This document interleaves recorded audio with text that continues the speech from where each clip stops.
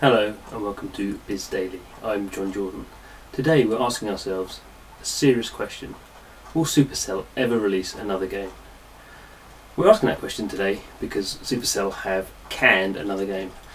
So this happens for lots of game developers.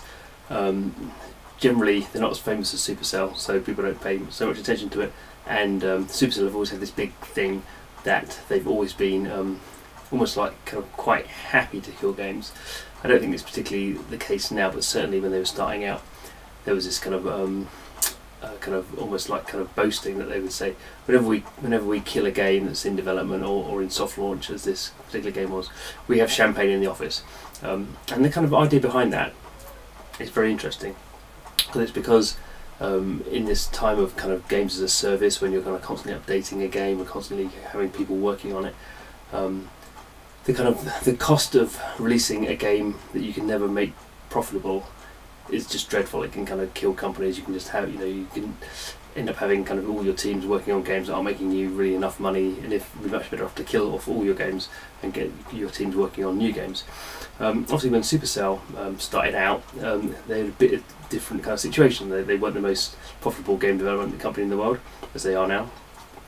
So they could be maybe a bit more flexible. But the interesting thing is, and the reason Supercell are still such a highly regarded team, is that they are still fairly small, so maybe about 130 now, which is relatively small considering the money that they generate, over $1 billion a year.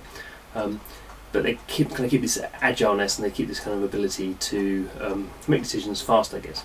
So the game that's been killed today is Smashland. So it's been in soft launch in a couple of kind of territories, Australia and Canada. So most people haven't played it. And what game developers do is they get the games to a state they think are good enough. They'll release them in a couple of countries. Then you see what the reaction is. See if players are playing them. See how much they're playing them. How many times they're playing them a day. Are they inviting their friends to play? Most people would have monetization in those games. How much are they spending in games? It's not a proper launch, so you can't numbers. You could argue, or some people would argue, that perhaps those numbers aren't kind of rock solid in terms of if you had a big game launch globally, then the virality of that game could be much bigger because everyone's playing it, whereas obviously it's just in one country you're limiting your virality.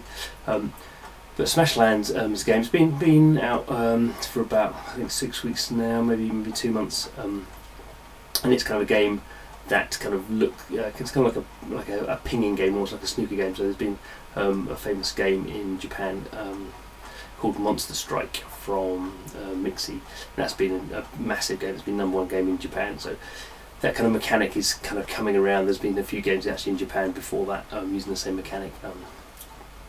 It's kind of quite a nice mechanic that you kind of like pinging characters around in a kind of like an RPG type manner, and they're bouncing around and kind of cannoning off each other, and it's kind of nice physics, kind of a gameplay. So that game has been worked on and has been kind of in soft launch. Supercell just have put out a statement saying, while people are finding it fun and fans are enjoying it, all that kind of stuff, they personally don't feel it can kind of meet their high standards. And obviously those high standards are, it has 3 of the top grossing mobile games ever made. So Clash of Clans is still up there at the top as the highest grossing game globally on iOS and Android. Boom Beach, after a fairly slow start and potentially had a lot of UA dollars spent on it, that's kind of a top grossing game as well. Particularly strong in Asia recently, launched in China last year. And Heyday, which is kind of almost kind of like underlooked really, I suppose, which is kind of the kind of next generation of farming games. Very different audience to those other 2 games, much more kind of female. But I've always thought it's kind of the more interesting and more innovative of the 3 games that Supercell does. But all 3 of them are top 10 top grossing games. And kind of to a degree, I think the problem is that it's very hard when you have those kind of games. Are they gonna ever get a 4th game in the top grossing global charts? I mean, it's very hard now. It's very competitive. You've got people like King and Zynga and Machine Zone and EA and Glue and all these kind of people, not to mention all the kind of Chinese and Korean and Japanese companies out there. So it's very hard to get in that market now. So almost like the standard that a company like Supercell would need to get anywhere close to making as much kind of potential money as the games it currently has out. That's a hard barrier. to reach. And I guess we've seen this already this year, because Supercell also had another game, had like a match 3 game called Spooky Pop.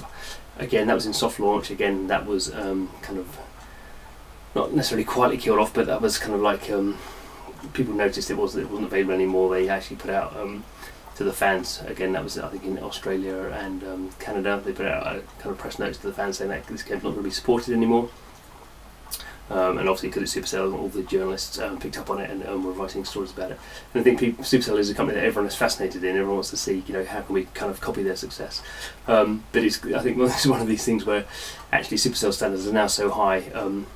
Actually, you don't necessarily want to copy their. I think if anyone else had those games in soft launch, they would release them and be really happy with the results. But Supercell have such a kind of high standard now that they're kind of looking for something better. But this is interesting. So in future, innovative companies always want to be working on new stuff. So I'm sure the people at Supercell are very happy working on the games that they're working on, but you always need something new. And so how long can they keep kind of canning games and just say, well, no, let's go back and work on Clash of Clans. So to keep innovating and innovating in a live environment and having games released, and that keeps companies exciting. I'm sure everyone at Supercell is making good money, but you're still working on new games and going, yeah, I did that game that worked really well and that's out now, and that's exciting. So there's an interesting balance for them to make, and it's kind of interesting.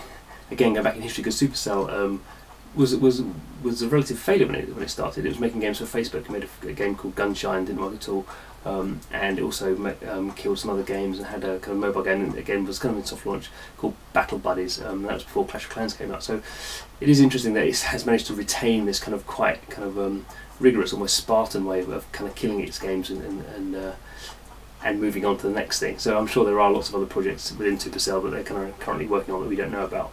But I think they're maintaining this very good balancing act of only letting the highest games be released. But you do kind of wonder, the more and more that they cancel, how much longer it can go on before they just go, well, come on, we've cancelled the last 2, let's let this one go out. But that's the genius of Supercell, that they managed to kind of keep walking that balance. So we'll wait and see what happens with the next game, and come back tomorrow and find out what the news is then. I'll see you then.